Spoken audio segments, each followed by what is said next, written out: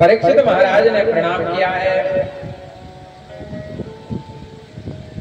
अहो अद्य वयं ब्रह्मण तत्सेव्या चत्रबन्धवा कृपया प्रतिरूपेण भवद्भि तीर्थकारता। सुखदेव महाराज को कंठ थी श्रीमद् भागवत। हम तो यहाँ रखे हैं तो हमें कंठ नहीं है भागवत, हम तो देख देख के ही बांचते हैं। देखो हम ये नहीं कहते हमें कंठ, देखो ये खोले हुए हैं, हम पुराण पढ़ रहे हैं, हमें कंठ नहीं है। पर सुखदेव महाराज ऐसे पुराण नहीं रखे थे, उन्हें कंठ थी। और जो सुखदेव जी ने राजा परीक्षित को कथा सुनाई वो संस्कृत थी, वो सुनाते जा रहे थे धारा प्रवाह। वरीयालेशते कृष्णा कृतो लोकेतं नृप आत्मसंमितं पुंसा श्रोतव्यादि सुयापरा श्रोतव्यादीनि राजेन्द्र नृणां सन्ति सहस्रशा आपश्यतामात्मतत्त्वं ग्रहेषु ग्रहमेधिना। धारा प्रवाह सुनाते जा रहे थे सुखदेव महाराज। जैसे हम आपको 2 श्लोक सुनाए, ऐसे श्लोक में सूर्योदय से लेकर के सूर्यास्त तक सुनाते थे, हिंदी नहीं सुनाते थे, केवल संस्कृत। और वो सुन रहे थे, यदि कहीं कोई शंका होती तो उसको वो समाधान कराते कि ये बात समझ में नहीं आती। ऐसी कथा सुनाए। हम तो आपको हिंदी में सुना रहे, श्लोक भी सुना रहे, और उसका भावार्थ, और उसका निचोड़, और उसका अर्थ। एक श्लोक में 3-3 चीजें हम आपको सुना रहे हैं ताकि किसी ना किसी प्रकार से आपकी समझ में आ जाए, पता चला सिर के ऊपर ही से निकल जाए बात। क्योंकि व्यास वही है वो जो कुशल हो, दृष्टांत कुशलो धीरा। भक्त कैसा हो? दृष्टांत कुशलो धीरा, मैंने अच्छे से समझा ले, वो भक्ता सर्वश्रेष्ठ होता है। सुखदेव महाराज ऐसे तीर्थ है महाराज, जहां भागवत को लेकर चलते वो स्थान तीर्थ बन जाता है महाराज। सारी नदियां हैं, सारे वेद, सारे उपनिषद, सारी दिशाएं वहां आकर विराजमान हो गई। इसलिए हम आपसे कहते हैं कि भागवत की परिक्रमा किया करो। आप लोग तो प्रसाद लेते हैं और 1, 2, 3 और पैसेंजर से बैठ के आते, यानी कि सुपर फास्ट गाड़ी से आ जाए, पहले नंबर जाए, महाराज जी के पहले पहुंच के भागवत की एक परिक्रमा ही करें। कम से कम 7 दिन में 7 परिक्रमा तो आप लोग कर लेना भागवत की, बड़ी महिमा है महाराज। इतना मैदान है, बढ़िया परिक्रमा करो, फिर अपने घर चले जाओ। रोज एक परिक्रमा करो, आपको फायदा होगा, हमें नहीं। हमारा काम तो बताना है, करना आपको। प्रश्न करते हैं राजा परीक्षित महाराज के गुरुदेव, जिसकी मृत्यु निकट हो उसे क्या करना चाहिए? किसका भजन करना चाहिए, किसका जप करना चाहिए, किसका स्मरण करना चाहिए? द्वितीय स्कंद में बड़े सुंदर प्रश्न किए हैं उन्होंने गुरुदेव महाराज से। हे भगवान, जो अभय पद को प्राप्त करना चाहता है उसे सर्वात्मा सर्वशक्तिमान भगवान श्री कृष्ण की लीलाओं का श्रवण कीर्तन स्मरण करना चाहिए। गुरुदेव महाराज कहते हैं, हे परीक्षित, यदि तुम चाहते हो कि सर्वशक्तिमान बन जाओ। सर्वशक्तिमान कब बनोगे आप? जब आप भगवान का भजन करोगे, भगवान की कथा सुनोगे, भगवान का स्मरण करोगे, तब आप सर्वशक्तिमान बन जाओगे।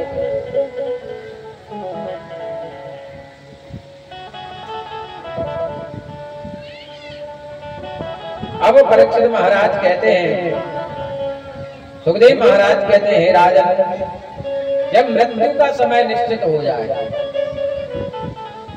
मृत्यु का तो देखो सबका एक न एक समय आना ही है, तो जब ऐसा समय आ जाए, अंत काले तो पुरुषा आगते दशा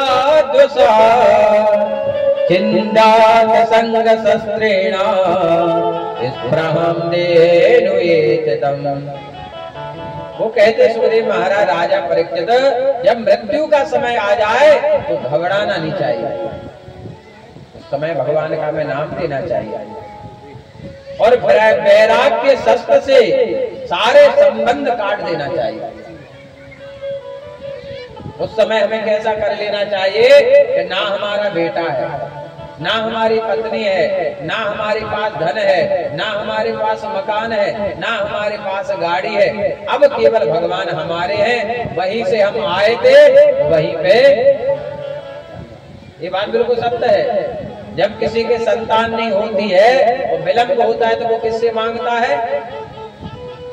भगवान से कहे मिलती करता है कि नहीं? और जब चले जाते, आदमी भी कितने होशियार हैं, जिंदगी में उन्हें पाप करो है? और वो मर जासू के फोटो के आगे नाम लिख देते वैकुंठादिवासी, गारंटी के वो वैकुंठ में जाएगा। जैसे हम अपने नाम के आगे लिख लें राष्ट्रपति तो बन जाएगा, कोई लिख दे स्वर्ग ही है, बोले हमारे तो स्वर्ग में गए, जिंदगी में अपने पाप ही पाप करे, स्वर्ग में गए। तुम देख रहे कि कितने डरे भाई। अच्छे कर्म करने वाले की तो गारंटी है, पर एक बात है, अंतामति सागत, अंत भला तो सब भला। कल हमने कथा में यही बात कही थी कि जैसे 50 साल के हो जाओ, भगवान का भजन प्रारंभ, हाथ में पर माला पकड़ लो, वो जितना हो सके 1 घंटे 2 घंटे सुमरन करते रहो महाराज। एक सुमरणी होती है, 27 तुलसी के दाने होते हैं उसमें, बढ़िया उससे अपने सीताराम सीताराम सीताराम से काम करते रहो, भजन करते रहो।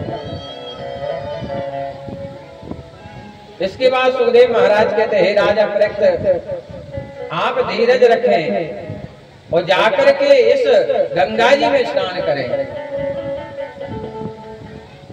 गंगा जल का हमने बताया था कि आपको यदि अधिक मात्रा में गंगा जल बनाना है तो पानी में गंगा जल नहीं डालना है, गंगा जल में पानी डालना है। ध्यान रखना ये बात है। क्या करना है? गंगा जल में पानी डालना है, पानी में गंगा जल नहीं डालना है। कई जने तो पंचामृत में भी डाल देते गंगा जल, को डालत बताओ हमें। पंचामृत जो बनाओ उसमें दूध दही शहद को डालत, लिखो एक में गंगा जल डालना चाहिए। पंचामृत में 5 चीजें डाली जाती हैं। पंचामृतम मयो नीतम पयो दधि घृतम मधु शर्कराति समायुक्तम। पयो दधि, पयो माने होता है दूध, दधि माने दही, घृतम माने घी, मधु शहद, और शर्कराति समायुक्तम, शक्कर को मिलाकर के समायुक्त कर दो तो क्या बन जाएगा? पंचधन अमृत। अब तुमने पंचमेवा डाल रहा हूं मैं, 5 में 5 में 10 हो गए, तो पंचामृत मिट गया, होगा 10 अमृत। और गंगा जल डाल दो, पैसे गंगा जल डाल दो तो 1 अमृत, पंचामृत मिट गया। जो शास्त्र में लिखा है, जो चीज तुम्हें ज्ञान नहीं है महाराज से पूछ लो। महाराज तो है पंडित, इसलिए तो है पंडित जी बताने के लिए। और कहूँ भगवान की पूजा करो तो ऐसे भूत लगाए नहीं छिटके गए, ऐसे माता ऐसे कहे तो ऐसे छिटक बढ़िया भाव से फेंक के नहीं तो भगवान को फूल चढ़ाया जाता है, बढ़िया भाव से चढ़ाए जाते। फेंक के या तो भूतन पता हो जाता, या फिर आप समझ गए वो किए जाओ जाता फेंक के। और ये तो भगवान आए नहीं तो प्रेम भाव से अर्पण किया जाता है। तो सुखदेव महाराज ने कहा, हे राजा परीक्षित, आप गंगा में स्नान करो। तो गंगा जी में डुबकी लगाई और राजा परीक्षित महाराज बैठ गए। अब उन्होंने कहा कि एक आसन पर बैठ जाओ। कथा में भी नियम है कि जहां बैठ गए तो जब तक आरती ना हो तब तक उठना नहीं है। एक आसन, सबसे बढ़िया आसन होती है सुखासन। जैसे हम बैठ गए तो जैसे बैठे वैसे बैठे रहे पूरी कथा में, भगवान की कृपा। और आप लोगों के हाल ऐसे होते हम देखत रहते, एक आसन तो ठीक है, कछु जने ऐसे बैठते, कछु जने ऐसे पूरी कथा में हिलत रहते, पूरी कथा में कछु जने पछाई ऐसे हाथ कर, वो कछु से का पाँव पसाए के बैठ जाए भागवत तरफ से, कछु जने टिकोना देकर तो सो जाए। पर जरूरी क्या है, भागवत में आसन सिद्ध होना चाहिए। जितासनो जित श्वासो जित संगो जितेन्द्रिया स्थूले भगवतो रूपे मना संधारयते दिया। इतनी चीजें आवश्यक है कथा में सुनने में। जितासनो पहली चीज आसन, एक आसन। और कैसे बैठना, शुद्ध पवित्र होके, कुल्ला करके आओ। जिन्हें के मुंह में गुटखा खा रहा है, बीड़ी पी रहा है, हाथ नहीं धोए, झूठे बैठे कछु खा भी जुड़े और कथा सुन रहे। नियम होता है कथा का। परीक्षित आप हो, आप सब भी परीक्षित हो सुनने वाले। कि पांडाल साधारण पांडाल नहीं कि जैसे चाहे आप करके बैठे रहो। सूत्र पर तो जितासन हो। राजा परीक्षित को कथा सुनाने के पहले सुखदेव जी ने क्या कहा, गंगा स्नान करो। वो गंगा स्नान से सारे पाप नष्ट हो जाते हैं। जित श्वासो, मन को एकाग्र करने के लिए जान तो क्या करना चाहिए, मन में भगवान का जाप करते रहो पूरी कथा में। मन में अजपा जाप जिसे कहा जाता है, कानों से कथा सुनते रहो, मन में जाप, ताकि तुम्हारा जो मन है इधर उधर नहीं भागे। जित संगो, ऐसे व्यक्ति के पास कथा में बैठो जो कथा सुन रहा है। ऐसे व्यक्ति नहीं कि पूरी कथा में वो बातचीत कर रहा है, ना खुद सुन रहा है ना तुम्हें सुनने दे रहा है। तो जिसके पास आप बैठे हो वो व्यक्ति भी कथा सुनने वाला हो, बढ़िया ऐसी जगह बैठो ताकि उसका मन लगे। जब अगल बगल के बच्चा पढ़ेंगे तो बीच को भी पढ़े, वो भी पढ़ेगा दोनों को देखकर, क्योंकि देखने का प्रभाव भी पड़ता है। तो जित संगो जितेंद्रिया, और अपने इंद्रियों पर संयम होना चाहिए। अपने इंद्रिय माने मन पर संयम के, जे भागे ना, क्योंकि मन बहुत जल्दी भागते, ये मनी राम है। मन की तरंग मार लो बस हो गया भजन, मन की तरंग मार लो बस हो गया भजन। आदत बुरी सुधार लो, आदत बुरी सुधार लो बस हो गया भजन, मन की तरंग मार लो बस हो गया भजन, मन की तरंग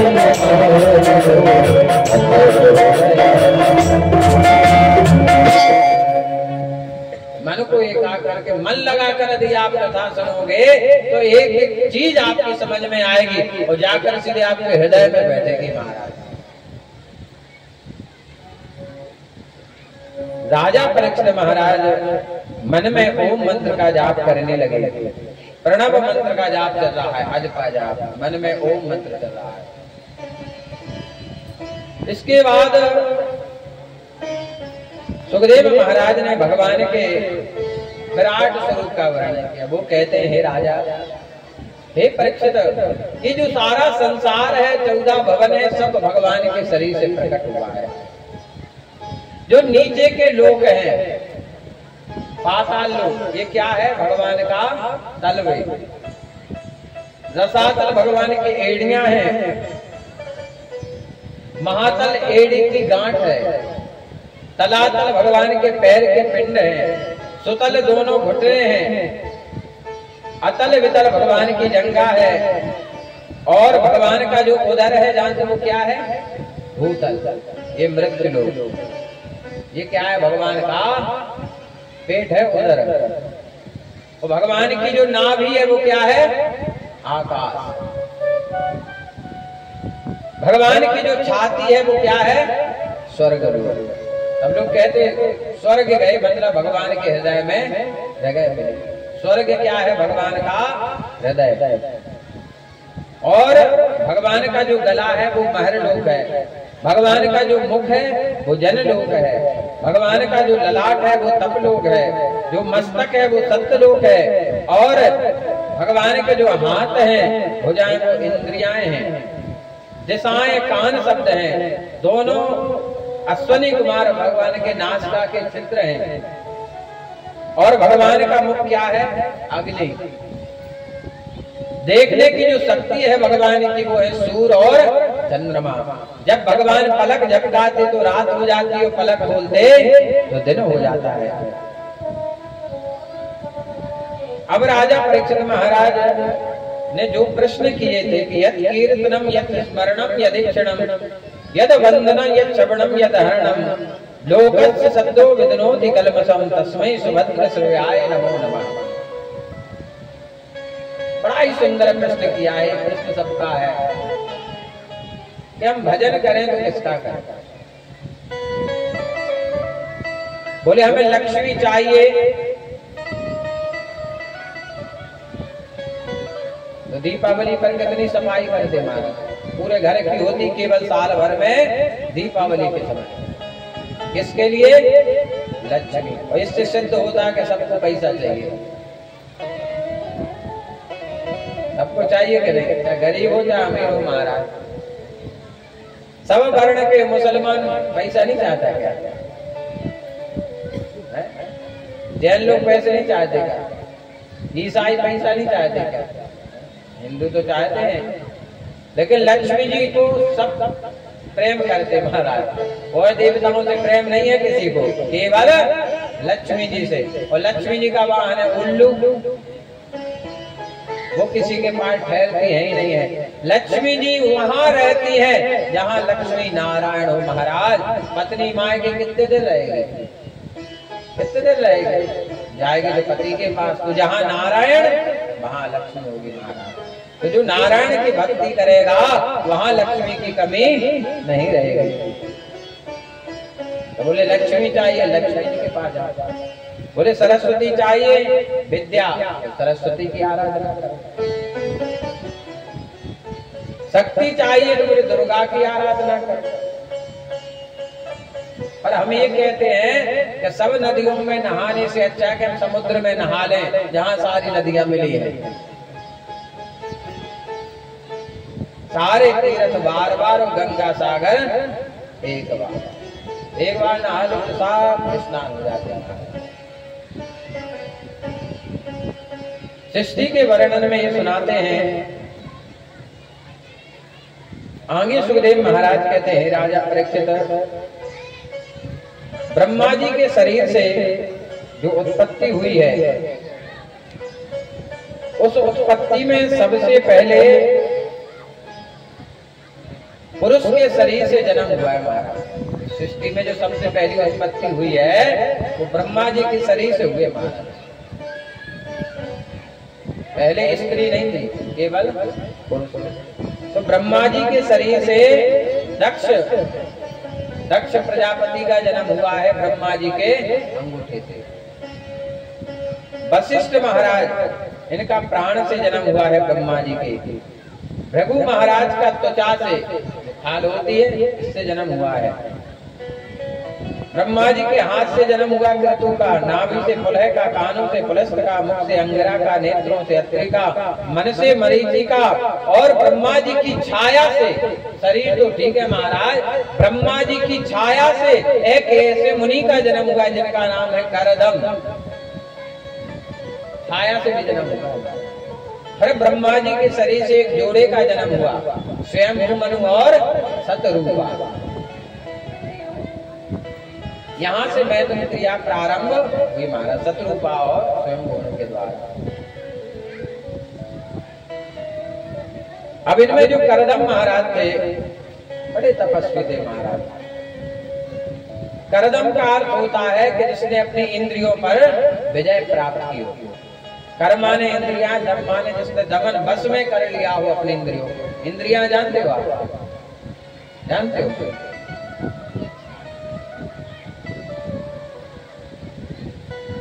इंद्रियां जानते किसे कहते हैं? 5 होती ज्ञान इंद्रियां और 5 कर्म। अब सुन लो ध्यान से। इंद्रियां कहलाती है कान, ये ज्ञान इंद्रियां। कान को ज्ञान है, जो सुनेंगे तुरंत बताएंगे। और बहुत तेज होते महाराज कान कई लोगों के, बहुत तेज होते हैं महाराज। नाश का जो सूंघती है महाराज, कहीं बदबू आ रही तुरंत आदेश देती है हाथ को, एक बंद करो हमें तुरंत। कहीं खुशबू आ रही हो, लगता मोहल्ले में कहीं कड़ी बन रही है। अच्छा, कड़ी और चाय जानते कैसे बनती है? इसमें कोई टटोलवे वालों तो काम है नहीं। कड़ी और घर से बाहर कड़ी, खुशबू तो कड़ी बनी। अगर खुशबू जब तक मोहल्ला में नहीं पहुंच पे समझ लो कड़ी। कड़ी मानस चुरे से और चाय। अगर ये दो चीजें अच्छी बनाना है तो जितना ज्यादा इन्हें चुराओगे ये उतनी अच्छी बनेगी। बोले गोविंद भगवान की। तो नास का ज्ञान इंद्रिया, मुख ज्ञान इंद्रिया, त्वचा ठंडी लगती है तुरंत त्वचा बता दी ठंडी है, सूटा पहनाओ। गर्मी लगे, अरे कूलर चलाओ, पंखा चलाओ। गीले हो जाते हैं कपड़े तो त्वचा कहती है गीले हो गए उतार के फेंको, दूसरे पहन। कौन बताता? ज्ञान इंद्रिया है। पांचवी ज्ञान इंद्रिया है। चौथी आंख। आंख जो देखती है वो कहती है नहीं नहीं।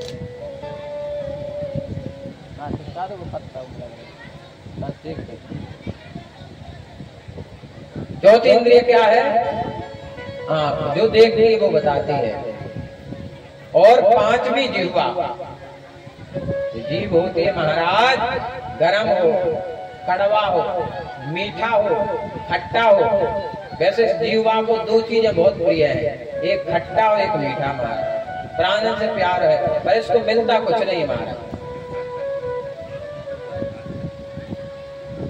एक जगह आम लगे थे महाराज, तो किसने देखा? आंख ने। तो आंख ने सारे के चलो आम लगे। अच्छा, आंख देख सकती है पर तोड़ नहीं सकती है।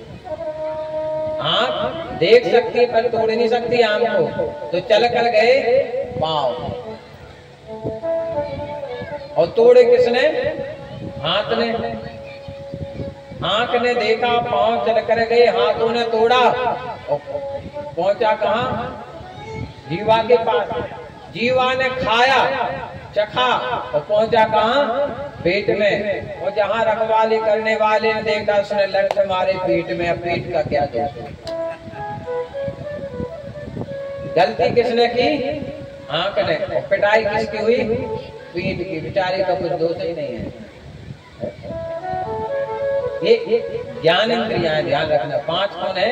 ज्ञान इंद्रिया। कर्म इंद्रियां, हाथ अपनी इच्छा से नहीं चलेंगे, पांव अपनी इच्छा से नहीं चलेंगे, उधर अपनी इच्छा से नहीं चलेगा। सोच इत्यादि के स्थान ये है क्या? कर्म। हम लेट जाते हैं तो हाथ अपने आप नहीं उठ के घूमेंगे ना पांव। जब ये ज्ञान कहेगा तब चलते हैं महाराज। तो इन्हें कहते हैं इंद्रियां। आप ध्यान रखना। बोले गोविंद भगवान की। तो करदम महाराज ऐसे महात्मा थे, इन्होंने तब साधना की। अब भगवान इन पर प्रसन्न हो गए। 10,000 वर्षों तक करदम महाराज ने जब तप किया और भगवान जब इन पर प्रसन्न हुए तो कहा मांगो वरदान में क्या चाहिए। तो करदम महाराज बड़े तपस्वी थे। कहा भगवान हम तो आपको चाहते हैं, आप हमारे पास आ जाए। भगवान ने कहा हम तुम्हारे पास कैसे आ जाए? बोले इसके लिए तुम्हें एक काम करना पड़ेगा, एक उपाय है। बोले क्या? बोले विवाह करना पड़ेगा। बोले विवाह? बोले हाँ विवाह करना पड़ेगा। बोले आप विवाह कर लो तो मैं तुम्हारे घर तुम्हारा पुत्र बन के आ जाऊंगा। तो करदम महाराज ने देवहूति से विवाह किया। देवहूति के साथ इनका विवाह हुआ महाराज। पर स्त्री की तरफ इनका कोई मन नहीं महाराज,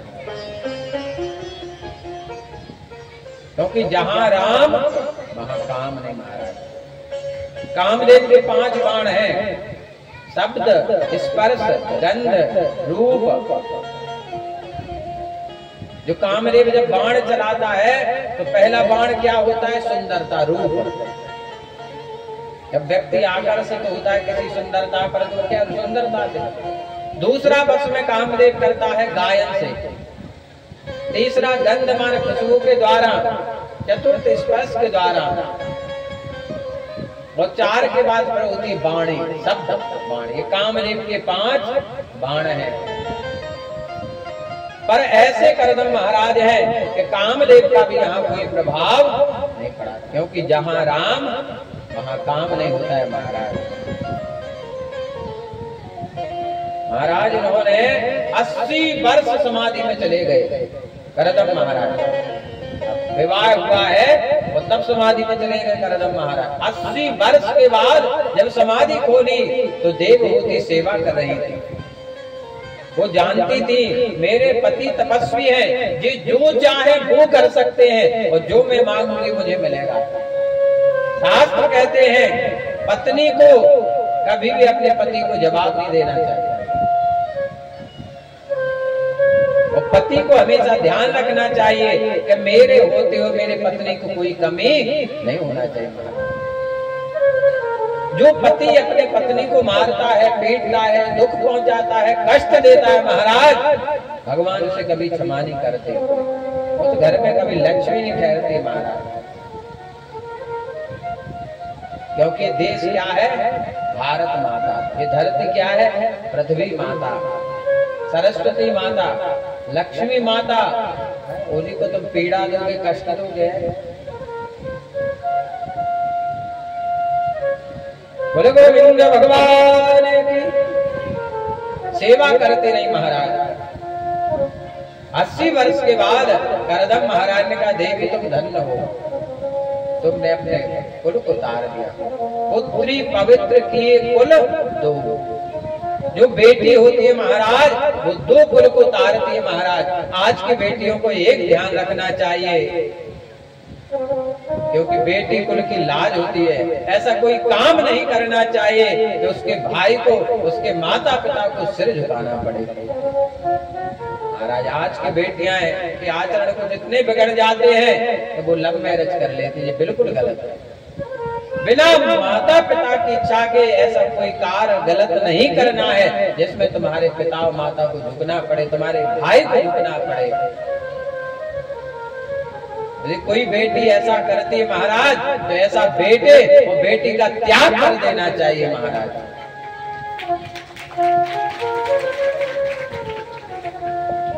इसलिए हम हमेशा एक बात कहते हैं कि संस्कार अति आवश्यक है महाराज। आज जो हमारा भारत वर्ष में ऐसे कार्य हो रहे हैं, घृणित कार्य, उसका जिम्मेदार कौन है?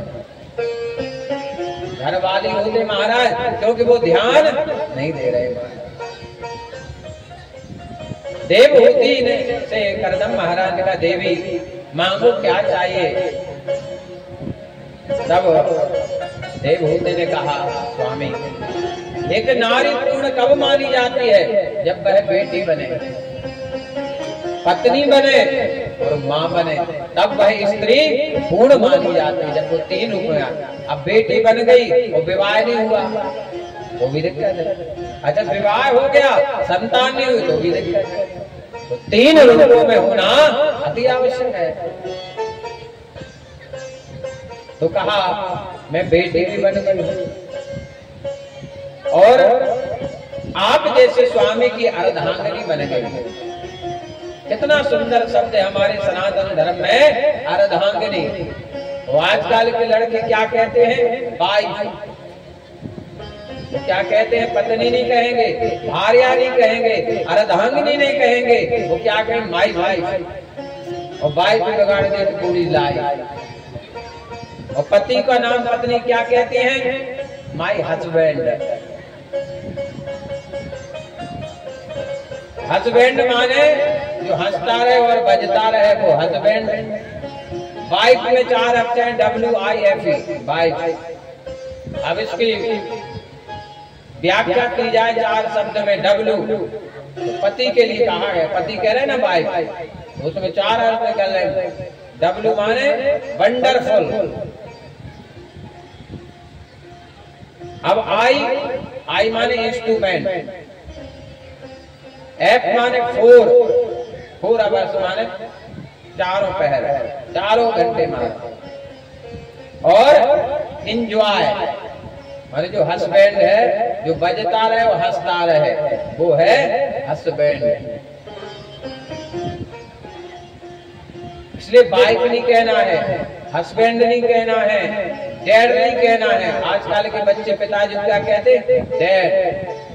डैड माने बिल्कुल खत्म, डेड बॉडी होती है डेड। डेड माने खत्म। पिता कह सकते हो आप, पिताजी कह सकते हो, डेड। अम्मा को कहते मॉम। कोई व्यक्ति मर जाता है विदेशों में तो मोमबत्ती के उसको रख दिया जाता है। मम्मी, मम्मी नाम सुना है? मम्मी, मम्मी कहते हैं। माता को कहते मॉम। अंग्रेजी में कुछ है ही नहीं महाराज। आप ये बताइए कि हमारे सनातन धर्म में भगवान के कितने नाम हैं? करोड़ों नाम है। पर ब्रह्म कह दो, परमात्मा कह दो, जगत पिता कह दो, प्रभु कह दो, भगवान कह दो, ईश्वर कह दो, नारायण कह दो। अच्छा अंग्रेजी में क्या नाम है बताओ, मैं गिनाऊं कितने नाम है भगवान के? एक नाम के अलावा बता दो इंग्लिश में दूसरा कोई नाम हो भगवान का। वो भी था नहीं, उनने जोड़ा है, भारत से चोरी की है। क्या कहते हैं अंग्रेजी में? गॉड। इसके अलावा कोई नाम नहीं सुना होगा आपने। अब अंग्रेज लोगों ने कैसे बनाया? बोले हमारे भी तो भगवान है। बोले तो भगवान को इंग्लिश में क्या कहें? बोले भगवान करता क्या है? तो अंग्रेज लोग रिसर्च करते हैं, वो कहते गॉड, G-O-D, गॉड। तो भगवान क्या करता है? जनरेट, माने जन्म देता है,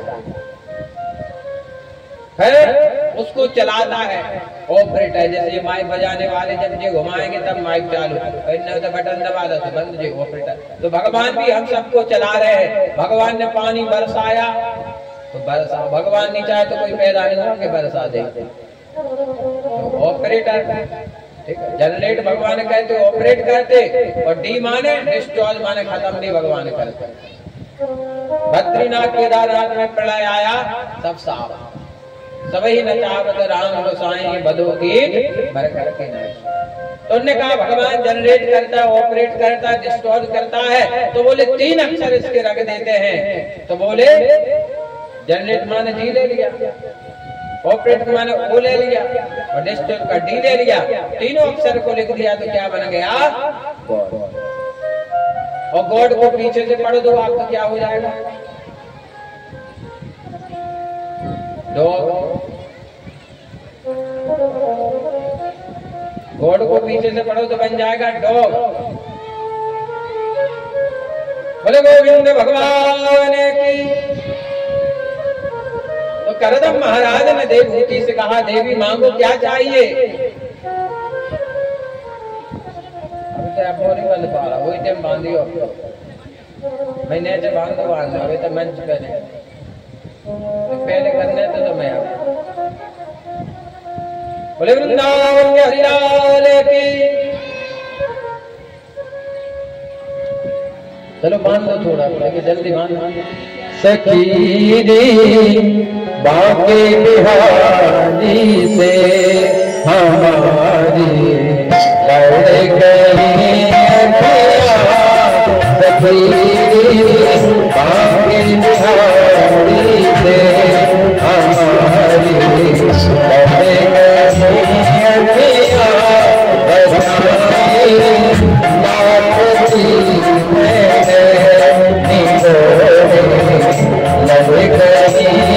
गई अखियाँ।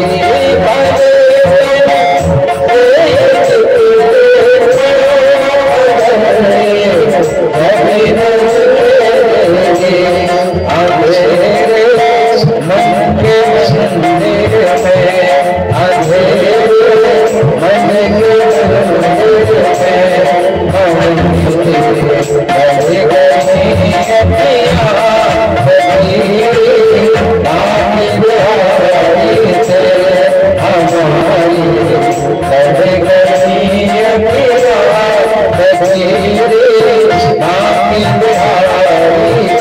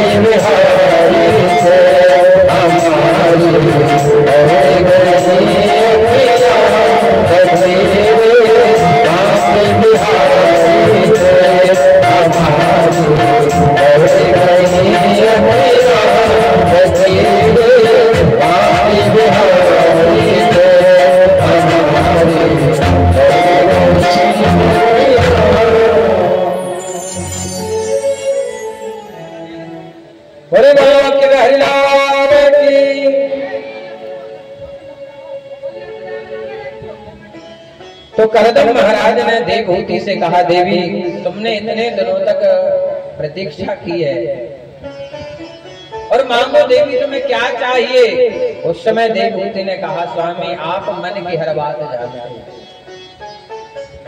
इतनी सरलता इतनी वाणी से बोल रही है देवहूति महाराज, जैसे एक ऊंचाई नीचाई नहीं होती। इतनी मीठी वाणी पत्नी की होना चाहिए, इतनी मीठी वाणी। तो यदि मांगना है महाराज तो बड़ी सरलता से। आज के समय महाराज मोहल्ले में आवाज पहुंचती है, इतना जोर से चिल्लाना हो गया है कि जो वाणी केवल पति सुनता था आज पूरा मोहल्ला और गांव सुन रहा है। देवहूति ने सिर्फ मांगा, स्वामी आप सब जानते हैं मैं पत्नी बन गई, मैं मां भी बनना चाहता हूं। महाराज इनके घर में इन्होंने एक सुंदर विमान की रचना की अपने तप के बल के द्वारा। ऐसा सुंदर विमान बनाया महाराज जो आकाश में उड़ता था। महाराज सर्वकामिदुघं दिव्यं सर्वरत्न समन्वितम् सर्वंधर्योपचोदरकं मणिस्तंभैरूपस्कृतम् प्रियाया प्रियमविच्छिन्नं करदमो योगमस्थिता विमानं कामकं चत्र तर्ये बाबुलचीकर। हम लोग कहते हैं कि हमें गोवा जाना है, पर ये विमान ऐसा है कामगम, आपने सोचा उस जगह पहुंच जाता है। ऐसे विमान की रचना की करदम महाराज। और प्रियाया प्रिय, अपनी प्रिय पत्नी को उसमें बैठाया महाराज। एक सरोवर था, उस सरोवर का नाम था बिंदु सरोवर। यहाँ भगवान की आंख से आंसू गिरे थे तो इसका नाम था बिंदु सरोवर। जैसे देवहूति जो 80 साल की थी, जब उन्होंने उस सरोवर में स्नान किया तो वो 16 साल की बन गई। देवहूति जानती थी कि मेरे स्वामी ऐसे तपस्वी हैं। अब कोई ऐसा कर सकता है कि 80 साल का जो व्यक्ति उसको 16 का बना दे। और करदम महाराज में इतनी तपस्या थी, शक्ति थी महाराज। अभी आप लोगों को पता नहीं, बनारस में अघोरी है जिनकी आयु 1000 वर्ष है। 1000 वर्ष की आयु। आप लोगों को अचंबा लग रहा होगा, अघोरी ये कुंभ में निकलेंगे, जैसे उज्जैन में जाना तो जहां काल भैरव शमशान इनके डेरा वहीं डलते हैं। और अघोरी के दर्शन करना है बनारस में तो जब होली होती है, होली शमशान में होली खेलने के लिए महाराज सिर मुंड जो होते हैं इनकी तो माला पहने रहते महाराज। और ऐसे होते महाराज मुर्दा जल रहा हो तो उठा ले जाओ खा जाए महाराज। इनसे सब डरते हैं महाराज, इतनी इनमें शक्ति होती महाराज कि खड़े खड़े व्यक्ति को खत्म कर देंगे। सब डरते, इतनी साधना होती है। शिव की आराधना करते, तंत्र मंत्र यंत्र जितने हैं महाराज ये शिव जी के विभाग हैं। शक्तियां हैं बगलामुखी, कामाख्या, छिन्नमस्तका, धूमावती, ये सब वहीं से प्रकट है महाराज। दुर्गा सप्तती में एक स्तोत्र है सिद्ध कुंज का स्तोत्र। इसका जो पाठ करता है उस पर तंत्र मंत्र यंत्र किसी भी चीज का प्रभाव नहीं पड़ता है। सिद्ध कुंज का स्तोत्र है दुर्गा सप्तती। उस विमान में महाराज ऐसी ऐसी सेवा करने वाली दासियां हैं 1000 दासियां हैं जो महाराज दूध से, हल्दी से, चंदन से स्नान करा रही है। बड़ी सुंदर सजा दिया महाराज।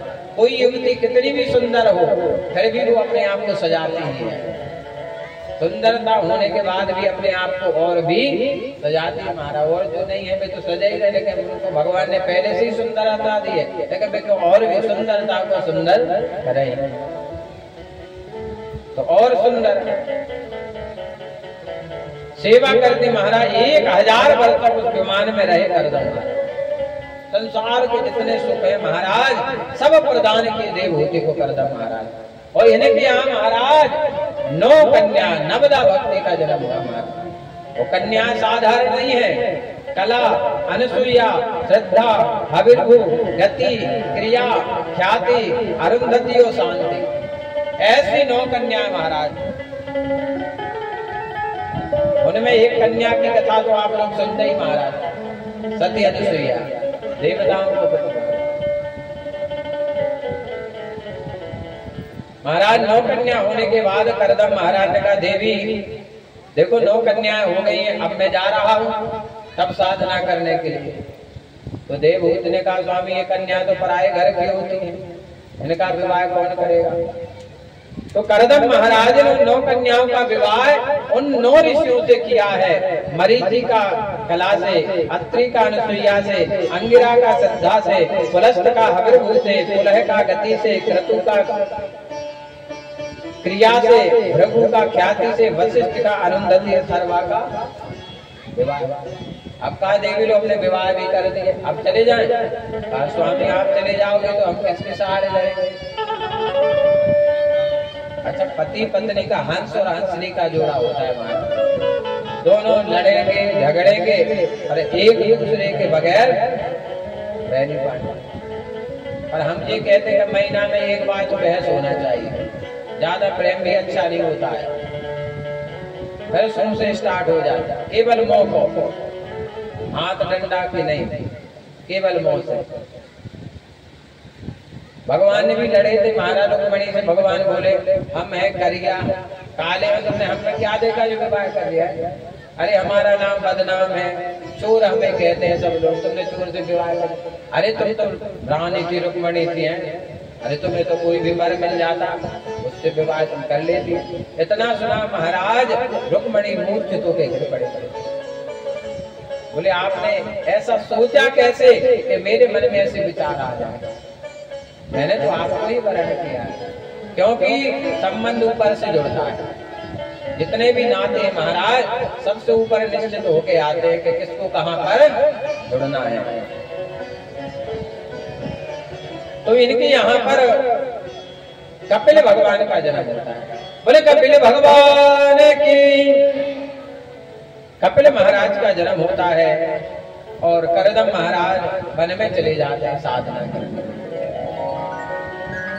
क्योंकि जो इनकी इच्छा थी कि हम भगवान को प्राप्त करना चाहते हैं, भगवान इनके घर में जन्म लिया और फिर से तप साधना करने के लिए चले गए। अब देवहूति रोने लगी, देवहूति रोने लगी। अब कपिल भगवान कहते माँ संसार में कोई किसी का नहीं है। यहाँ पर कपिल भगवान ने सांख्य शास्त्र का उपदेश दिया है। गीता में सांख्य शास्त्र बड़े विस्तार से आया है। वो कहते हैं कपिल भगवान माँ ये जो हाड़ मांस का शरीर है ये नाशवान है, एक ना एक दिन ये मिट्टी में मिलेगा, ये किसी काम का नहीं है। मीराबाई कहती है जग लकड़ी जल कोयला भाई, कोयला जल भैरा, मैं अभागन ऐसी जली कोयला भैरा।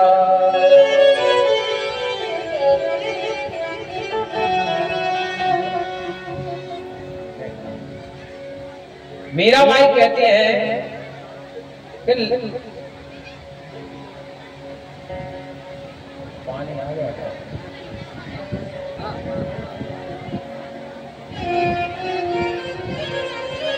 बैठ जा तो निकल जाएगा।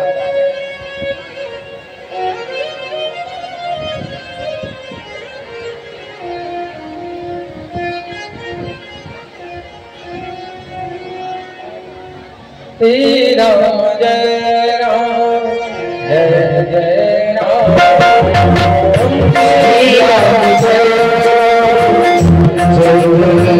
श्री राम जय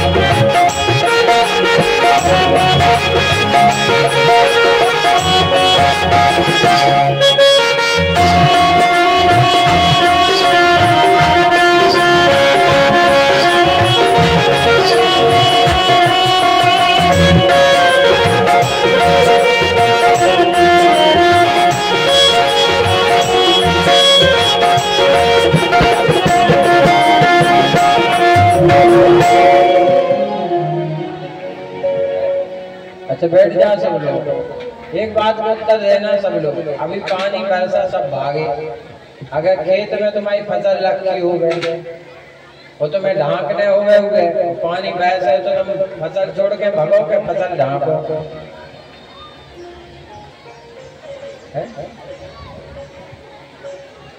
भगवान की कृपा है, जो पानी तो कम ही है, लेकिन जब जन्म हुआ था महाराज तो वासुदेव महाराज यमुना जी में बाढ़ आ गई थी। वासुदेव महाराज डूबने लगे थे, यमुना जी में बाढ़ आ गई थी। अब कितना पानी होगा, और भीज भी जाओ तो कोई दिक्कत नहीं है, कोई पैसा मोबाइल रख लीजिए सुरक्षित, वैसे उनकी चिंता जाए, कपड़ा तो सब है बहुत। बोले गोविंद भगवान की। तो कपिल भगवान ने अपनी माँ को सांख्य शास्त्र का उपदेश दिया है कि माँ कोई किसी का नहीं है। सांख्य शास्त्र को ग्रहण करके इनकी माँ जल बन गई, जल में मस्तक पर लगाया और कपिल भगवान कहाँ चले गए? गंगा सागर। गंगा सागर में विराजमान हो गए। बोले कपिल भगवान की। अब स्वयंभू महाराज की जो 3 बेटियां थी, देवहूति, आकृति, प्रसूति, तो द्वितीय बेटी प्रसूति जिनका विवाह हुआ दक्ष प्रजापति से, जिनकी बेटी हुई सती जो ब्याही गई भोलेनाथ भगवान। सती जी ने मोह किया है, भगवान की परीक्षा ली, जिस कारण से भोले बाबा ने सती का त्याग कर दिया।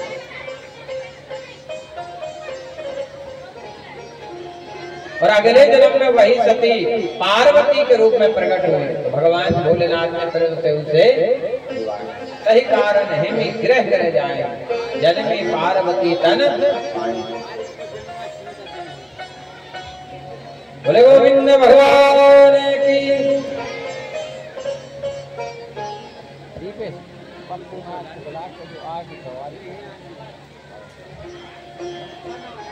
तो आगे 10 मिनट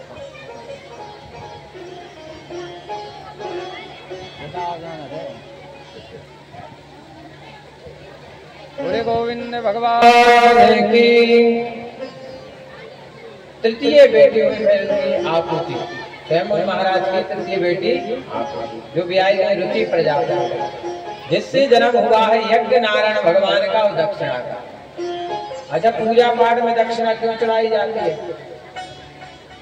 जजमान चावल चढ़ाए कोई दिक्कत नहीं, फूल चढ़ाए कोई दिक्कत नहीं, कलावा चढ़ाए कोई दिक्कत नहीं, जनेऊ चढ़ाए कोई दिक्कत नहीं, प्रसाद चढ़ाए कोई दिक्कत नहीं। जैसे महाराज ने कही दक्षिणा, तो जजमान देखा महाराज का क्या कह दे। अच्छा, दक्षिणा भगवान की पत्नी, दक्षिणा क्यों आवश्यक है? दक्षिणा ने भगवान से एक बार कहा, भगवान आपने सब पटरानियों को स्थान दिया है, मुझे तो कहीं दिया नहीं, बताइए कहाँ है स्थान दक्षिणा का? कहीं देखा नहीं है ना? तो दक्षिणा ने कहा, भगवान मैं भी तो आपकी पत्नी हूँ, आपने मुझे कहाँ स्थान दिया? तब भगवान ने कहा कि देवी एक स्थान पर तुम्हें देता हूँ, जहाँ मेरा पूजा पाठ होगा वहां तुम्हारा स्थान है, और पूरी पूजा जब मेरी हो जाएगी, और जब लास्ट में जो दक्षिणा नहीं चढ़ाएगा, जब तक वो पूजा पूरी नहीं मान जाएगी। इसलिए पति और पत्नी को साथ में बैठाया जाता है, तो बोले लास्ट में दक्षिणा। पंडित जी एक बात और कह देते हैं कि जो कछु कमी रह जाए तो पैसा चढ़ाए से पूर्ति, पर सत्य बात यह है कि भगवान ने यज्ञ में दक्षिणा को जगह दी है कि यहाँ तुम्हारा स्थान। जब तक पूजा पाठ करने वाला व्यक्ति दक्षिणा नहीं चढ़ाएगा, तब तक उसका यज्ञ पूर्ण नहीं माना जाएगा। हम भागवत वांच रहे, आप विदाई ना करो हमारी, तो आपको फल मिलेगा।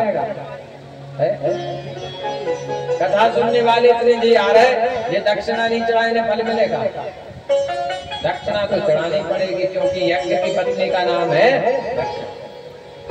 जो जैसा समर्थवान हो उसको हमेशा दक्षिणा जरूर दान करना चाहिए।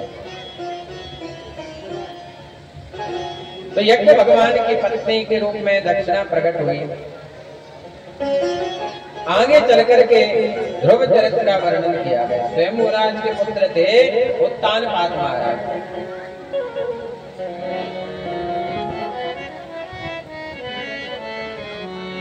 जाये उत्तानपादस्य सुनीति सुरभि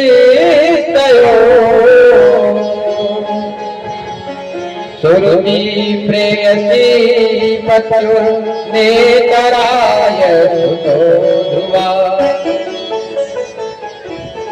उत्तानपाद महाराज की 2 पत्नियां हैं, एक का नाम है सुनीति और एक का नाम है सुरुचि। अच्छा, सुरुचि और सुनीति में क्या अंतर होता है?